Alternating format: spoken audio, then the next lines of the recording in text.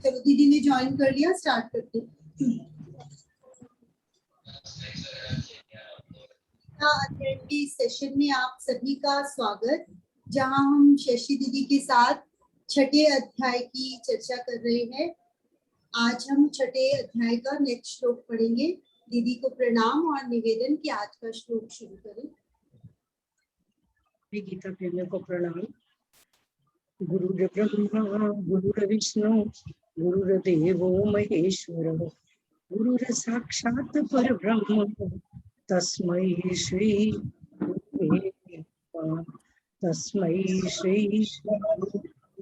नमः। हरिओम जी। ओम श्री परमात्मने नमः। अथ षष्ठोऽध्यायः श्लोक नंबर कौन सा है आज? छठे श्लोक का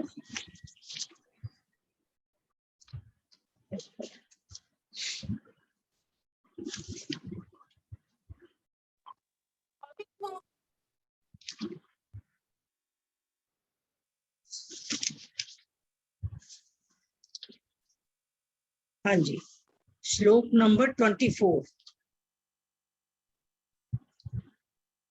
श्लोक है संकल्प प्रभवान कामास।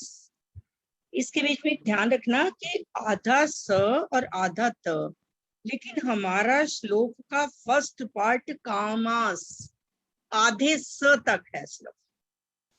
जब हमारे 8 अक्षर हो जाते हैं तो अगर बाद में कोई हलक वाला अक्षर है, आधा अक्षर है, उसको साथ जोड़ लेते हैं।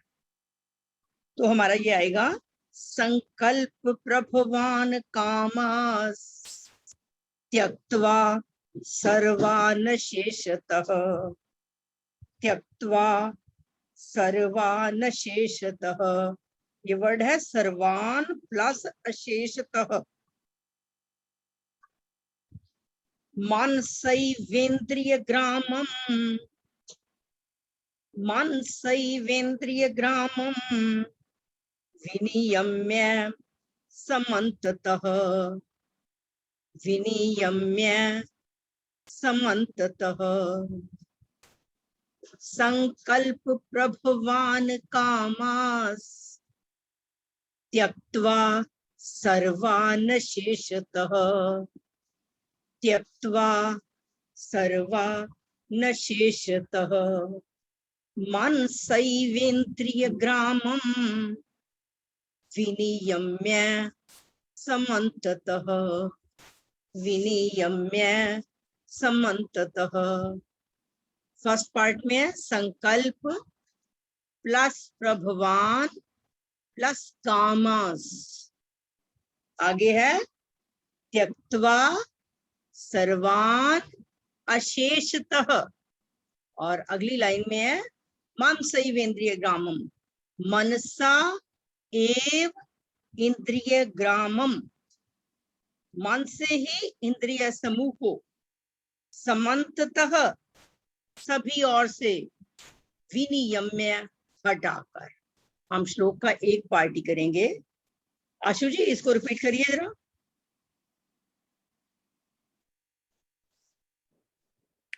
करिए दीदी। संकल्प प्रभवान कामान् त्यक्त्वा सर्वान् शेषतः मनसैवेन्द्रिय ग्रामम विनियम्य समन्ततः। हाँ जी, संकल्प प्रभवान, संकल्प से उत्पन्न होने वाली, सर्वान कामान, संपूर्ण कामनाओं का, अशेषतः सर्वथा, त्यक्त्वा त्याग करके। संकल्प से, प्रभवान का मतलब उत्पन्न होने वाली, संकल्प से उत्पन्न होने वाली, सर्वान कामान संपूर्ण कामनाओं का, अशेषतः त्यक्त्वा सर्वथा पूरी तरह से त्याग करके, मनसा एव इंद्रिय ग्रामम, मन से ही इंद्रिय समूह को, समन्ततः विनियम्य सब और से हटाकर, इंद्रियों को उनके विषय से हटाकर। ध्यान के बारे में बताया गया है कि हम उस योग तक कैसे पहुंच सकते हैं। समत्व योग का चल रहा था, पहले दूसरे अध्याय में बताया समत्व योग, जिसके बीच में क्या क्या आया हमारा, योगः कर्म सुकौशलम, कर्मों में योग की कुशलता है, निष्काम भाव से कर्म करना, कामना ममता आसक्ति का त्याग करना, अहंकार का त्याग, कर्तृत्व अभिमान का त्याग, मैं करता हूं ऐसा वर्ड ना हो, तो हम समत्व योग में आ जाते हैं। फिर उसके बाद तीसरे अध्याय में कर्म योग के बारे में बताया कि जो हम कर्म करें, हमारे कर्म निष्काम भाव से हो।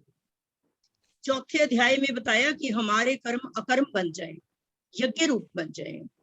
पांचवें अध्याय में अर्जुन ने पूछा कि सन्यास और कर्म योग में कौन सा अच्छा है, तो भगवान कहते हैं कर्म योग अच्छा है। मतलब कि कर्म योग का मतलब है कि हम निष्काम भाव से कर्म करें। और अब छठे अध्याय में पहले समता की भावना बताई, फिर कर्म योग, उसके बाद ज्ञान योग के बारे में भी थोड़ा सा डिस्कस किया, और अब ध्यान पे आया है, लेकिन मूल में समता का भाव ही है। समत्व योग के बारे में ही है सारा कुछ। हम किस तरह से ध्यान में बैठकर उस समता में स्थित हो जाएं, तो उसके लिए कहा है कि जो स्थिति कर्म फल का त्याग करने वाले कर्म योगी की होती है, ये कर्म तो किया लेकिन फल की इच्छा का त्याग करके, वही स्थिति सगुण साकार भगवान का ध्यान करने वाले की होती है। कि एक जो इसमें आया है निर्गुण निराकार के लिए, अब कुछ लोग सगुण साकार के लिए क्या है, मूर्ति सामने रख ली, या हम सगुण रूप में भगवान श्री कृष्ण के रूप में, विष्णु जी के रूप में, शंकर जी के रूप में, ये हम सगुण रूप में उनकी उपासना करते हैं। ये सब जो कुछ भागवत में लिखा हुआ है, ग्रंथों में जो लिखा हुआ है, सब सगुण के रूप में बताया गया। और निर्गुण के बारे में भी, निर्गुण में भी पहुंचना हमने वहीं तक है, उसी पॉइंट तक पहुंचना, उस परमात्मा तत्व को ही पाना है। अलग अलग ढंग है, कोई किसी ढंग से पाता है, कोई किसी ढंग से, लेकिन इसमें कहा है निर्गुण निराकार के हिसाब से कहा गया है। कहा है कि अब निर्गुण निराकार का ध्यान करने वाले की भी वही स्थिति होती है, उसने भी समत्व योग तक ही लीजिए प्लीज। ਹੁਣ ਨਾ ਇਹ ਵਿੱਚ ਉਹ ਆ ਜਾਵੇ ਨਾ, ਫਿਰ ਫੋਨ ਕਿਸੇ ਨਾਲ ਆ ਜਾਵੇ ਨਾ ਮੈਨੂੰ, ਉਹ ਫਿਰ ਆਵਾਜ਼ ਬੰਦ ਹੋ ਜਾਣੀ।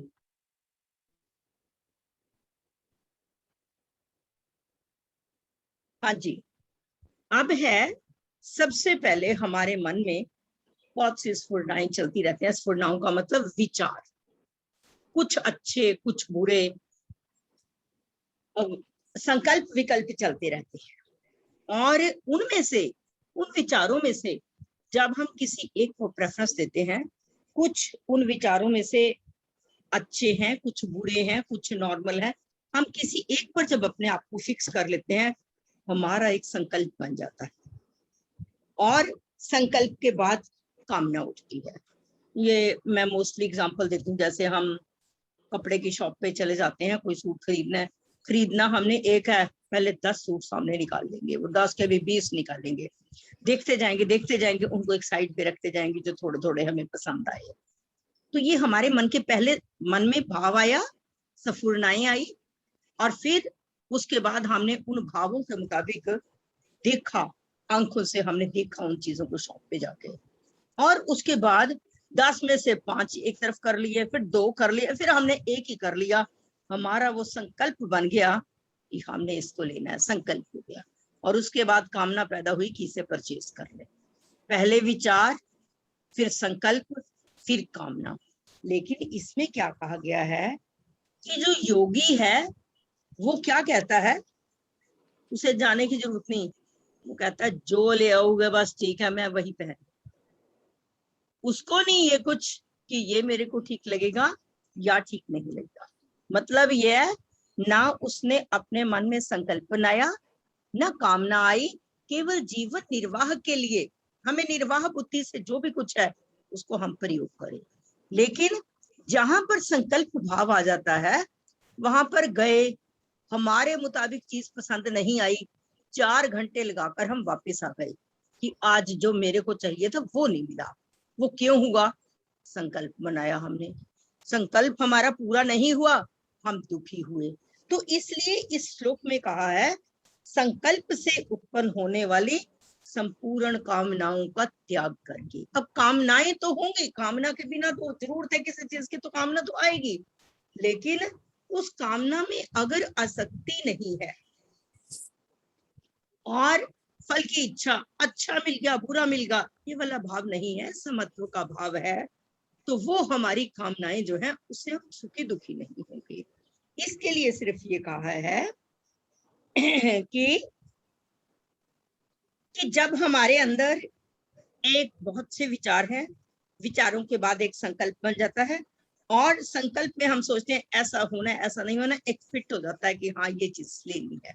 संकल्प के बाद कामना आ गई, और उस कामना से उत्पन्न होने वाली जितने भी हमारे मतलब के आगे जो कुछ वो हमने द्वितीय अध्याय में 62 में और मेरे ख्याल दूसरे अध्याय के 62 और 63वां श्लोक है, ध्याय तो विषयान संगस्तेषु बजायते संगात संजायते कामः कामात् क्रोधो विजायते, कि सिर्फ विषयों की तरफ ध्यान जाता है, फिर उनमें आसक्ति हो जाती है, आसक्ति से कामना बढ़ती है, कामना पूरी हो गई तो लाभ हो गया, कामना नहीं पूरी हुई तो क्रोध आ गया, और अगर कामना पूरी हो गई तो लोभ हो जाएगा, नहीं पूरी हुई तो क्रोध आ जाएगा। ये चीजें आगे से आगे बढ़ती जाती हैं। अगर हम उनके मूल में संकल्प और कामना को ही कुचल दें, उन कामनाओं को ही कुचल दें, तो फिर हम दुखी सुखी नहीं हो सकते।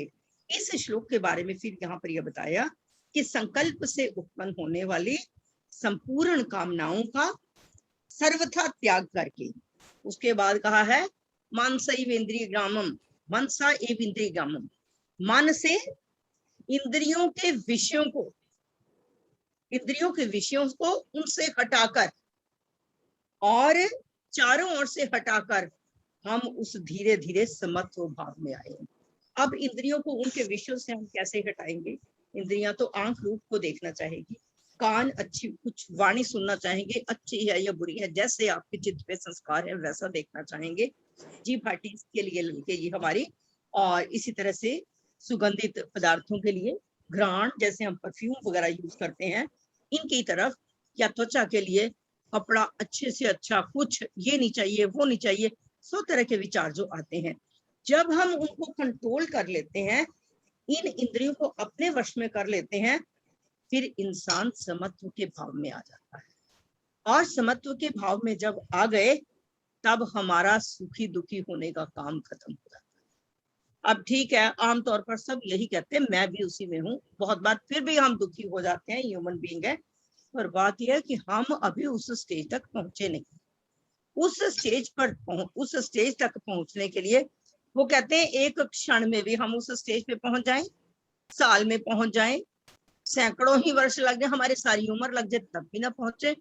ये तो सिर्फ हमारे पे डिपेंड करता है कि हमने किस हिसाब से अपने आप को उस तरफ मोल्ड करना है, कितना कितना हमारा IQ है, कितना कितना हम अपनी इंद्रियों को कंट्रोल कर सकते हैं। हम ये कह सकते हैं ये भगवान की बनाई हुई चीजें हैं, कहाँ पर कितना, जैसे क्रोध लोभ अहंकार ये सब है, कि कहाँ कितना कितने मात्रा में प्रयोग करना है, ये चीजें जब पता चल जाए। लेकिन कर्म योगी के लिए कहा है कि अगर हम पूरी तरह से इनसे बिल्कुल अलग हो जाएं, कि हमारे जीवन में ये चीजें ना आए, फिर हम नैष्ठिक शांति, प्रसन्नता और आनंद में अपना जीवन व्यतीत करें। और यही चीज है कि इसलिए कहा है कि संकल्प से उत्पन्न होने वाली कामनाओं का सर्वथा त्याग कर दें।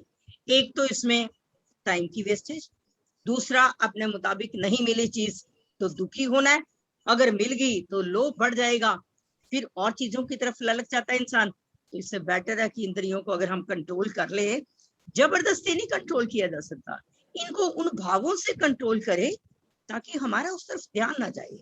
एक व्यक्ति जिसने अपनी इंद्रियों को कंट्रोल किया हुआ है, उसके आगे 36 पदार्थ अगर आते हैं, उसका ध्यान नहीं जाता उन चीजों को। लेकिन जिसकी इंद्रियां कंट्रोल में नहीं है, फिर भी इंद्रियों का रस रह गया है, वो इन चीजों को देखते हुए ये क्या देता है, आज अगर व्रत ना होता तो मैं इंजॉय करता। तो ये है कि जब तक पूरी तरह से हमारी इंद्रियां कंट्रोल नहीं है तब तक हम विचलित होते रहेंगे, और जब हमारी ये इंद्रियां कंट्रोल हो गई तब हम विचलित नहीं होंगे और अपने जीवन को शांति, आनंद और प्रसन्नता से बिताएंगे। इस चीज को अनुभव वही कर सकता है जो उस स्टेज तक पहुंच गया। हम अभी उस स्टेज तक पहुंचे नहीं, लेकिन विचार करते करते हम उस स्टेज पर, हमारी कोशिश है कि हम पहुंचे। और जिस चीज के लिए पूरी तरह से अगर हमने संकल्प भी करना हो तो, कामना भी करनी हो तो परमात्मा के नाम की करें, लोभ भी करना हो तो परमात्मा के नाम का करें, संसार के नाम का करेंगे तो सुखी दुखी होंगे, भगवान के नाम का करेंगे तो प्रसन्नता, आनंद और शांति से हमारा जीवन व्यतीत होगा। एक दो से आशु जी सुन लो श्लोक को, मैं एक ही करवाऊंगी आज। हाँ जी, किसी ने कोई गुलशन जी बोल पूछना दें। गुलशन जी, श्रुति। हाँ आशु जी, किसी का कोई क्वेश्चन हो तो इसी से रिलेटेड है। गुलशन जी पढ़ दें तब तक, और श्रुति पढ़ दें फिर क्वेश्चन पूछिए। संकल्प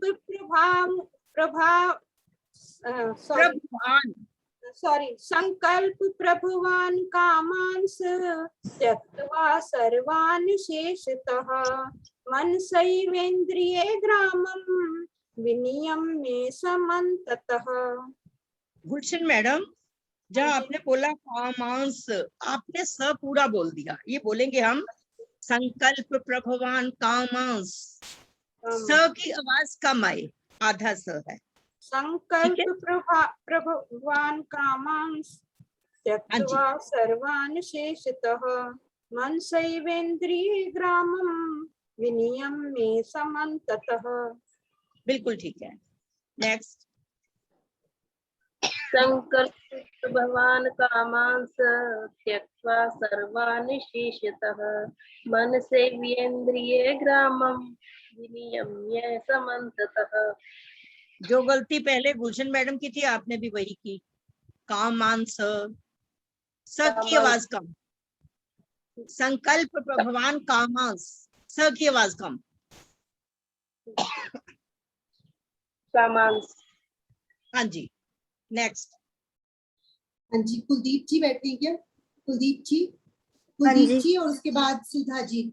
ये एक्चुअली मैं उनसे सुन रही हूँ जो लोग आगे सिखा रहे हैं या फिर जो याद करने में लगे हुए हैं। तो हाँ जी। संकल्प प्रभवान कामांस त्यक्त्वा सर्वान् शेषतः मनसेन्द्रिया ग्रामं विनियम्य समन्ततः। कुलदीप मैडम, हाँ जी। संकल्प हाँ जी, सर। प्रभवान मतलब कि ये हमारे दो बार भ है, एक भ है फिर प्र है। संकल्प प्रभवान कामांस, और फिर नीचे की लाइन जो थी, प्रभवान। हाँ जी। हाँ जी, नीचे की लाइन में मन सैवेन्द्रिय, मन न पे कौमा, सई स पे कौमा, वेन्द्रिय ग्रामम, मनसा एव इंद्रिय ग्रामम, मन सैवेन्द्रिय ग्रामम। मनसेन्द्रिय ग्रामम। हाँ जी, बिल्कुल। नेक्स्ट। हरिओम जी। हरिओम जी। संकल्प ज्वाइन करे तो उसी टाइम स्टार्ट कर लेना। हाँ जी, बोलिए मैडम। संकल्प प्रभवान कामांस त्यक्त्वा सर्वान् शेषतः मनसैवेन्द्रिय ग्रामं विनियम्य समन्ततः। हाँ जी, बिल्कुल ठीक है। विजय जी बोल दें, विजय जी। हाँ जी, बोलिए। संकल्प सर्वान् कामांस त्यक्त्वा सर्वान् शेषतः मनसेन्द्रिय ग्रामं विनियम्य समन्ततः। एक वर्ड बीच में से ठीक नहीं लगा। संकल्प के बाद अगला वर्ड प्रभवान। संकल्प प्रभवान कामांस त्यक्त्वा बोलते हुए ना, संकल्प प्रभवान। संकल्प प्रभवान कामांस। हाँ जी, ठीक है। संकल्प इसी के साथ प्रभवान कामांस। चर्चा को हम यहीं पर विराम देंगे और एक बार ओम के जाप के साथ लंबी धुन ओम की, और आगे बढ़ेंगे नेक्स्ट सेशन की। और श्रुति जी से निवेदन, एक बार ओम की धुन लगवाएं, लंबी धुन। आशु जी मेरी तबीयत ठीक नहीं है, आप ही लगवा। चलो हेलो। अरे ओम बोलने से ठीक हो जाएगी, लगवाओ लगवाओ, जल्दी करो। चलो ठीक है। आशु जी मैं बोलती हूँ, मैं बोलती हूँ।